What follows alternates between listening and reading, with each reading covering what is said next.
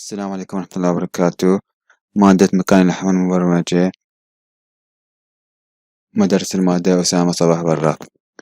في المحاضرات السابقة تم التطرق إلى أنواع المكان اللحام، وأول شي تعرفنا شنو هو معنى holding machine، وعرفنا شنو أنواعها، وأخذنا النوع الميكانيكي، وأخذنا النوع الأوتوميتد holding machine. أيضا تم التطرق إلى أحد أنواع اللي هو الأوتوميتد arc welding.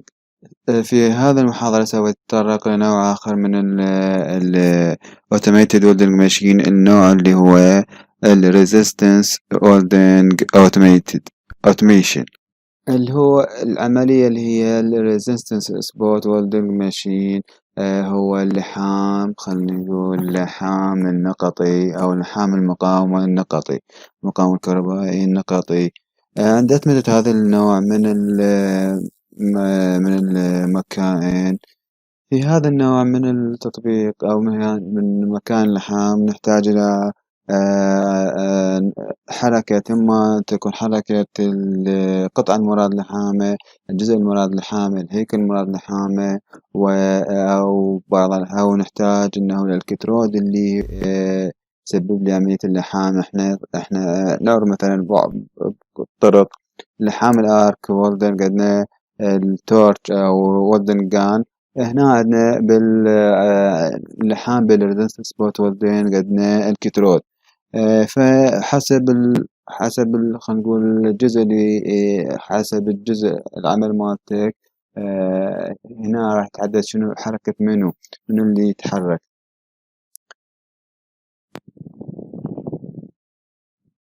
في الحركة هذا أو خلينا نقول الترتيب، أو لازم نسوي الديزاين، هذا كله يعتمد على الوايت مال الجزء اللي المراد لحامه.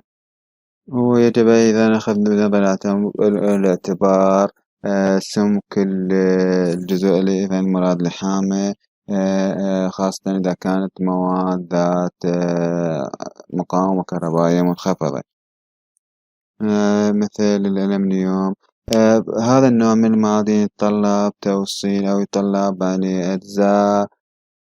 هذا النوع من المعادن يحتاج large welding current. خلنا نتطرق أول شي لعملية resistance spot welding، اللي هي تكون لحام. أول شي نوع اللحام يكون لاب، يعني معدن على معدن، والكترودين للعملية. عند اللحام هكذا نوع من المعادن نحتاج إلى تيار عالي، بالتالي نحتاج إلى موصلات تيار، يعني موصلات تيار كهربائي. قد نحتاج إلى كابلات لحام ثقيلة لنقل التيار العالي من مصدر الطاقة إلى الإلكترود أو للإلكترود. في بعض الأحيان يعني في خلينا نقول في in high volume application، بالتطبيقات اللي تحتاج يعني كمية أو عدد نقط لحام كلش هواية، مثل السيارات، يعني مركبة السيارات، مثل هيكل السيارات. بعض الأحيان توصل إلى 5000 إلى 6000 نقطة لحام، أو سبوت welding spot. وتوصل إلى يعني معدلات الإنتاج من 15 إلى 30 نقطة في الدقيقة الواحدة، خاصة عندما تكون نقطة بصف نقطة، أو المسافة بين النقاط متقاربة جدا، يعني هو نحتاج حركة. راح أشوفكم فيديو صغير للعملية. شوف هاي هنا.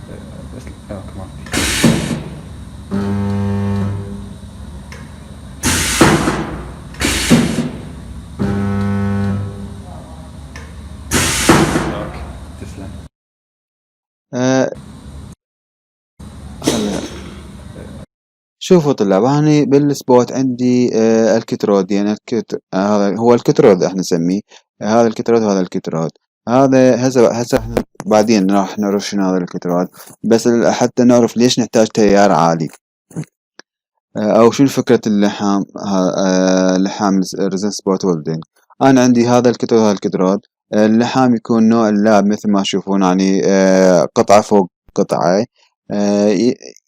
ينزل لي هذا الكترود على الثاني، هذا ثابت تقريبا ما يتحرك، هذا ثابت ينزل هذا، فمن ينزل راح يضغط، راح يحصل المنطقة اللي يعني هنا اكو مسافة حتى لو ما اشوفها هي، بس هي اكو مسافة. فاول فقرة يسويها شنو؟ يضغط لي، هو راح يمر لي تيار. لو الاحظ انا هسه كم نقطة ضرب نقطتين، هاي وحدة صعد رجع نزل، هاي نقطة ثانية، هاي كلها الفيديو قد 15 ثانية. يعني هسه مو وقفته قبل يعني هاي تقريبا توصل 13 ثانية، وهي نقطتين. فلذلك هذا هو لحام جدا سريع، يعني توصل إلى 15 إلى 30 نقطة لحام سبوت ويلدينج بالدقيقة الواحدة. فآخذ هسه الباراميتر مالت هذه العملية اللي هي resistance welding spot. الباراميتر أنا عندي، الباراميتر هي عندي أولا الويلدنج الكترود اللي هو هسه شفنا هذا الكترود. هذا الكترود يتأثر لي بمن أثناء العمل يتأثر. ليش؟ لأن كمية تيار جدا عالية. يعني انتم هسه هاي لو تشوفون هاي الضربة اللي هسه نزلها، هذا هو كربون ستيل. طبعا كربون ستيل راح يحتاج أقل شيء، بينما عندي نوع ألمنيوم يحتاج كلش عالي. مثلا هسه هاي ضربة شو صار ايش قد يعني؟ لا تعبالكم 100 200 امبير، لا هذا توصل، مو توصل، أنا محددها هاي اللحام أنا اشتغلته 4500، هاي أقل شي. حسب يعني حسب النوع حسب السمك توصل 11000، هذا كربون ستيل. بينما الألمنيوم 20000 امبير. ولذلك احنا مثل ما طرقنا قلنا نحتاج كابلات لحام، يعني ذات قدرة توصل لي كابلات كهرباء ذات قدرة على توصيل التيار الكهربائي، يعني من نقل من الجهاز إلى الإلكترود. فمثل ما قلنا انه ان الالكترود يعني مهم عندي، لانه هو اللي يوصل لي الكهرباء للجزء المراد لحامه. فالعمر مالته يتأثر لي بهواية أشياء، منها المادة التي المصنوع منها التبريد. قلنا نقول العمر أو هذا الإلكترود تأثر بأشياء كثيرة، منها القوة اللي يعني الإلكترود فورس، قوة الضغط. عندنا منها المادة اللي هو مصنوع منها أيضا تأثر لي على عمره. من عندنا الإلكترود كولينج التبريد، من ضمن تبريد الإلكترود زمن مرور التيار، زمن الضغط، هذا أيضا يأثر لي. وأيضا النوع أو العفو مو نوع، كمية التيار أيضا يتأثر لي على خلينا نقول عمر القطب الإلكترود لايف. الصعود والنزول بالتيار أيضا يأثر لي على اليمين على الإلكترود. وعندي أيضا لذلك احنا نحتاج الضبط المناسب لكمية التيار، ومو بس التيار، يعني هي العملية بصورة عامة.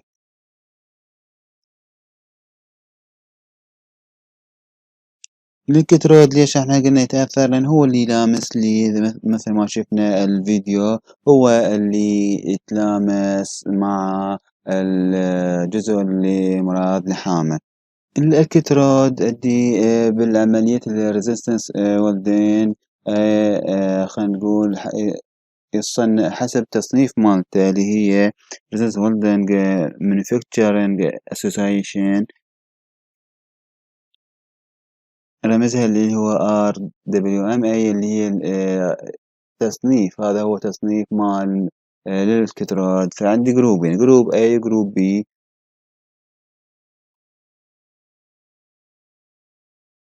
ولكل جروب عندي كلاس مصنف أيضا عندي A عندي من 1 2 3 4 5، وعندي ويا البي كلاس 10 11 12 13 14. بصورة عامة تصنع هذه الإلكترودات من النحاس لأنها تحافظ لي على القوة عالية نسبيا في درجة الحرارة في درجة الحرارة المرتفعة، وممكن أن يكون عمرها أطول إذا كان الاستخدام صحيح بشكل مناسب في لحام المعادن، عند تطبيقها في لحام المعادن. أنا لو أشوف عندي الجدول هذا هو يوضح لي كل الإلكترود والجروب مالته. أنا عندي جروب A وكلاس، شوف يا كلاس، وجروب B وأيضا كلاس مالته، وكل كلاس من شنو مصنوع. طبعا هذا ما يعني شنو الفرق بيناتهم؟ الفرق بيناتهم هو التطبيق. الفرق بين الكلاسات والجروبات هو المادة أو المعدن المراد لحامه. هو المعدن اللي تريد لحمه يحددك شنو يا كلاس تختار، أو شي يا جروب ويا كلاس. إذا عندك كربون ستيل عادي أختار كلاس فرضا جروب أي كلاس وين. المعدن مثل ما قلت لكم، المعدن المراد لحامه هو يحدد لي الجزء، نوع الإلكترود اللي تستخدمه. طبعا أيضا أنا مو بس هذا بالإلكترود، يعني مو بس المادة، أيضا عندي الشكل مالته، يعني التصميم مالته هذا أيضا يتحدد لي حسب المواصفة AWS اللي هي والمعدن المراد تريد تلحمه هو يحددك هذه التفاصيل. الإلكترود شنو فائدته؟ عندها زي الكترود فورس أو نسميها قوة الضغط. من ينزل مثل ما شفنا ينزل الكترود راح يضرب، فهذا أول فقرة يسويها هو ينطيني ضغط. هذه الضغط هي جدا ضرورية. ليش؟ لتقليل مقاومة المعدن. شنو يعني تقليل مقاومة المعدن؟ تخفيض degrees the resistance of metals. تخفيض أو تقليل مقاومة المعدن. أنا عندي مقاومات أكثر من مقاومة جات تعرض لمنطقة اللحام. تسلم.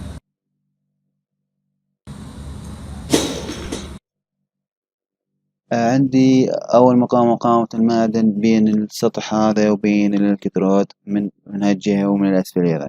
وهذه مقاومة ثانية بين الطبقتين. فأنا حتى أمرر تيار، أول شي لازم أقلل المقاومات الموجودة إلى أصغر ما ممكن. فشون أقللها؟ فراح ينزل لي الإلكترود، راح يضغط بحيث نقول نقدر نسميها يحصر لي إياها، يقلل لي المقاومة قدر الإمكان، قد ما يقدر قدر الإمكان. فإذا فائدة خلينا نقول الإلكترود فورس هو شنو؟ هي جدا ضرورية تقليل مقاومة المعدن. وبعد والزيادة بالقوة يعني راح يسوي توازن بالحرارة. بعض الأحيان أنا أحتاج فيكستشر لتثبيت الجزء، يعني من مراد لكي يتم لحامه بشكل مناسب.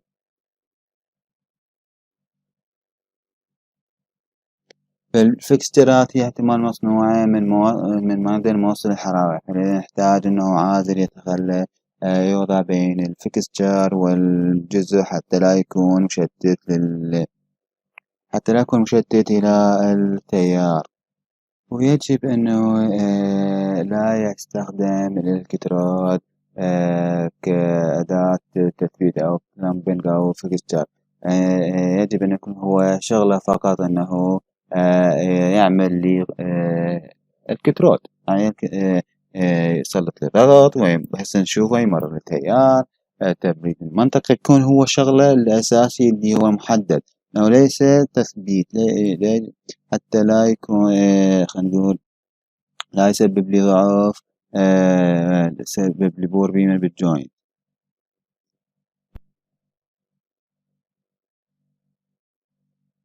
فهسه أول مثل ما فهمنا عندنا الإلكترود، وعندنا الإلكترود فورس، وعندنا الباراميتر، عندنا سكويز تايم. طبعا شنو سكويز تايم؟ هسه احنا هسه بالتسلسل المحاضرات راح يمر أكثر من مصطلح تايم. أول مصطلح بالتايم راح يمر لنا اللي هو سكويز تايم. احنا مثل ما عرفنا انه نزل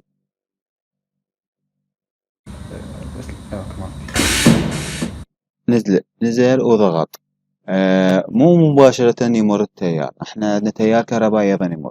فأول شي ضغط، ثاني شي يعني هي ضغط، هو قوة الضغط وياه. هذا الضغط إلى زمن.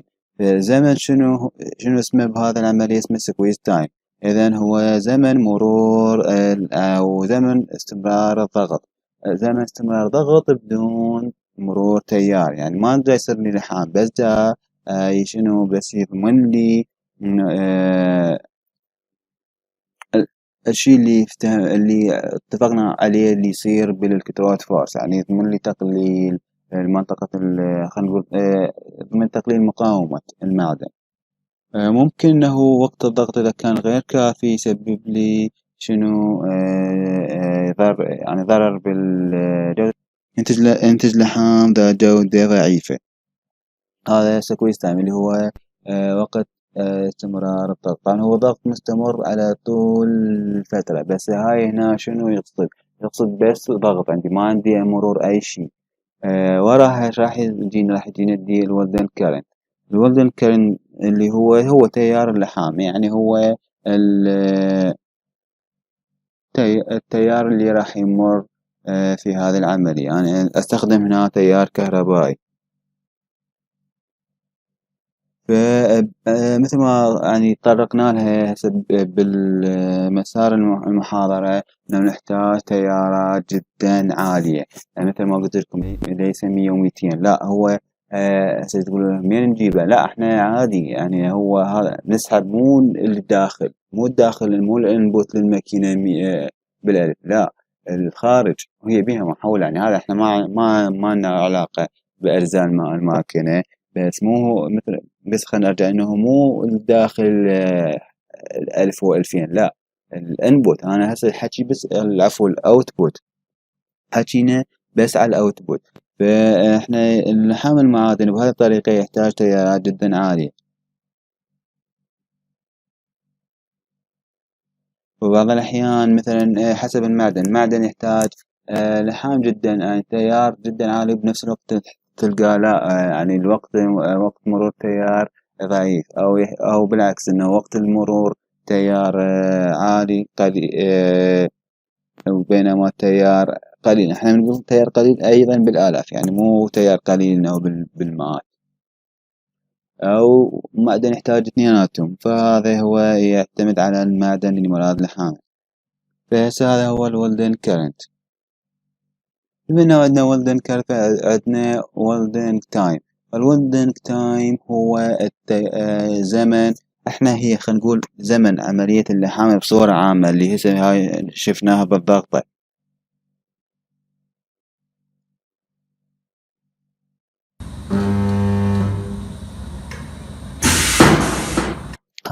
هذا الزمن من نزولها أول نزلة إلى ارتفاع، يعني من نزول الإلكترون إلى ارتفاع. هذا هو مقسم إلى عدة أسماء، أو خلينا نقول عدة مصطلحات. مثل ما قلنا سكويز تايم هو فقط ضغط، ما عندي تيار وراها شنو يمر لي تيار، يمر لي تيار. فالفترة مرور التيار اسمها والدنج تايم. إذا عرفنا هو شنو هو.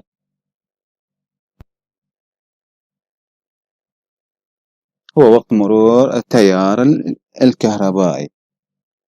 تعتمد يعني أوقات اللحام المناسبة على من؟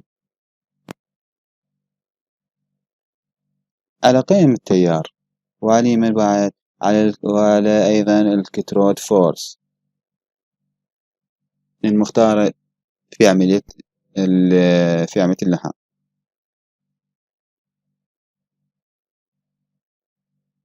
وأيضا ممكن أن longer أو shorter welding time ممكن شي يسبب لي خلينا نقول ذات يعني لحام ذات جودة ضعيفة. ورا الولدنج تايم راح يجيني شنو؟ يجيني الهولد تايم. الهولد تايم شنو هولد تايم؟ هو الوقت الانتظار اللي شنو احنا مو قلنا ينزل ضغط، هذا وقت ضغط ولا يمر تيار، اذا هذا شنو ولدنج تايم. وراه مو مباشرة راح يرتفع، يعني راح يرفع الكترود، لا راح ينتظر فترة، فهاي هي فترة الهولد تايم، راح يبقى ضاغط. يعني هو الوقت اللي يكون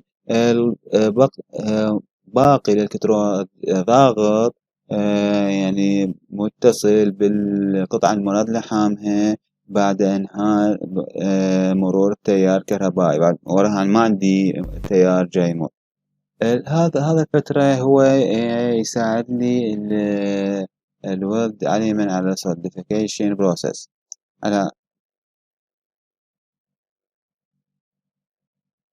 بوصل السماح بالشنو خلينا نقول بالتبريد تبريد الإلكترود بالماء لإزالة الحرارة من عملية اللحام.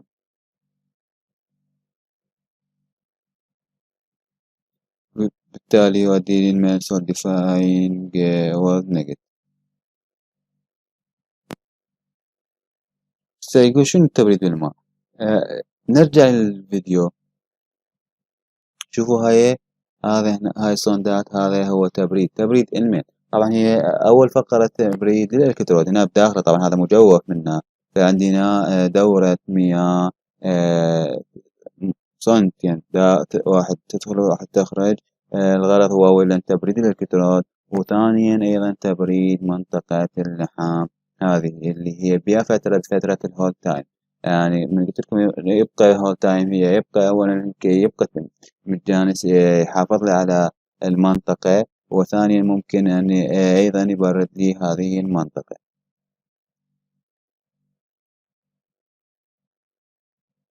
ما أدري الصوت ظاهرة بالفيديو ولا هسه بشوف. هذه الصوت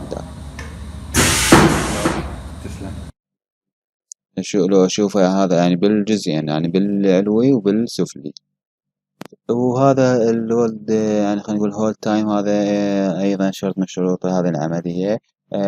التحديد أيضا يعتمد على المدى المراد لحامه.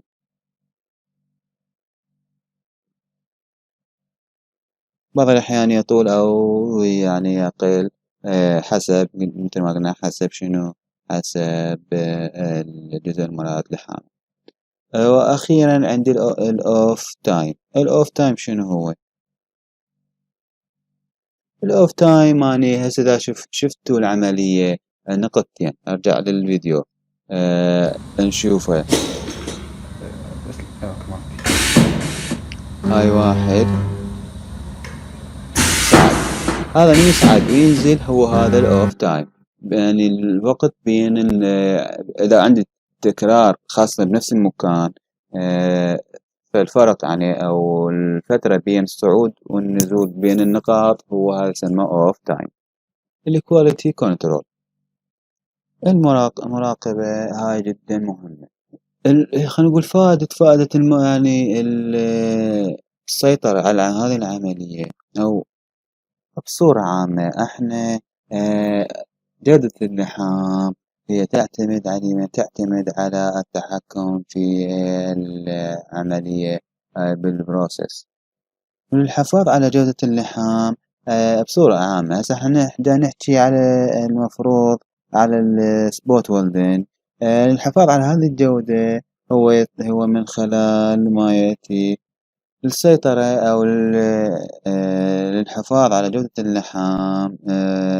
هي نحتاج أولا نقول أو يكون من خلال شنو التحكم بالفيدباك.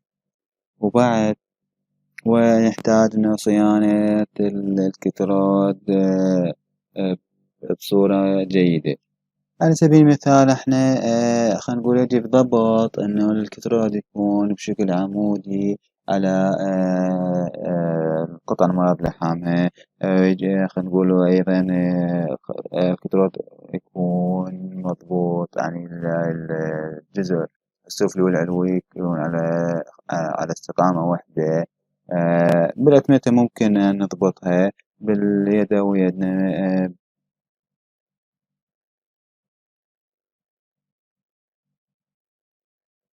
ممكن أنا عندي يخطئ، يعني عندي المشغل يخطئ بالمحاذاة الإلكترود آه، نتيجة التعب، نتيجة الإهمال، نتيجة الملل. ممكن أن يحصل هناك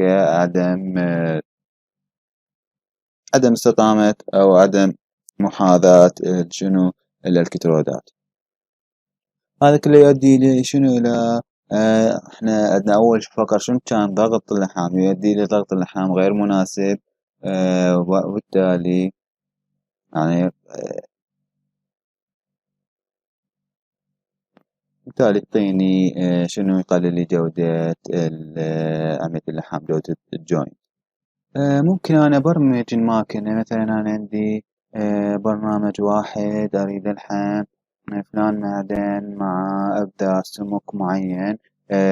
بينما عندي ورا أريد ألحم خلينا نقول نفس المعدن بس ذات سمك مختلف. عندي مثلا أريد ألحم غير معدن بنفس السمك. فممكن أنا عندي أريد ألحم أكثر من طريقة وأكثر من جزء أكثر من عملية. فأنا ممكن يعني بالأوتوميشن أو أوتوميتد بالسبوت ويلدنج أوتوميشن دن إذا كانت مبرمجة، فممكن أنا ألحم أو العفو أبرمج الماكينة عدة برامج.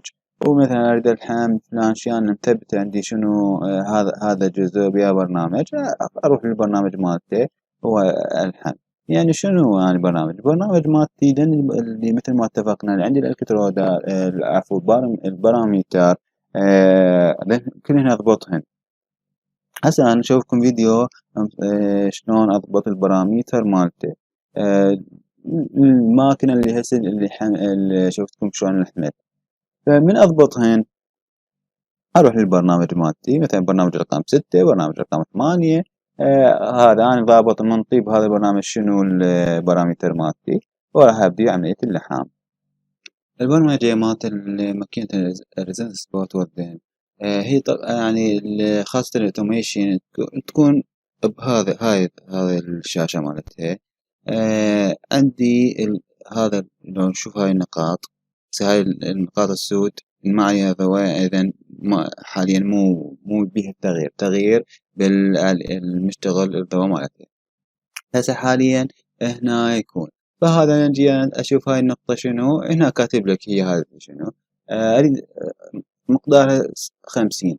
هاي 6 شنو؟ هاي 6 هي البرنامج، يعني أنت هسه أنا جاي أشتغل على برنامج اللي هو رقم 6. فأنا أنطي البرنامج رقم 6، أنطي مثل ما قلنا الولدنج كارنت، الالكترود فورس، البريشر اللي ضغط. هذا اكو جيج هنا صار خلف. طبعا انا هسه جاي احكي على الماكينة، يعني كل ماكينة بيها تغييرات يعني. فهذا مثل ما قلت لكم الضغط اكو جيج صار هنا خلف الماكينة. تضبط الجيج مالتك على الضغط اللي تريده. التيار تجي تقرا شوف انه طبعا هذا بالاسباني.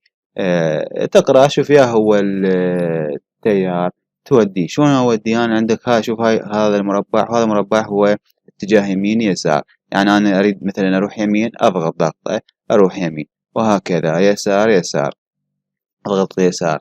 من اوديها عليها اجي هنا عندها زاد وناقص، اريد ازيد اريد انقص المقدار. هسه أنا هذا مثلا يعني هذا شلون نحدد النقاط. هاي قلت لكم يعني المعدن اللي تريد تلحمه وكمية التيار تريد تلحمه. تحدد هسه مثلا أني هذا النقطة 12 النقطة ترجع قلت لكم تقروها مثلا أني مسجل أني أريد ألحم هذا المدني هذا البيدي هذا 30 فغيرت كان 50 غيرته 30 بعد خلينا هسه نشوف شلون جاي يغير ساد الصوت مالته أنا هنا جاي أحكي لكم وجاي أشرح لكم عليه وهي سهلة العملية بس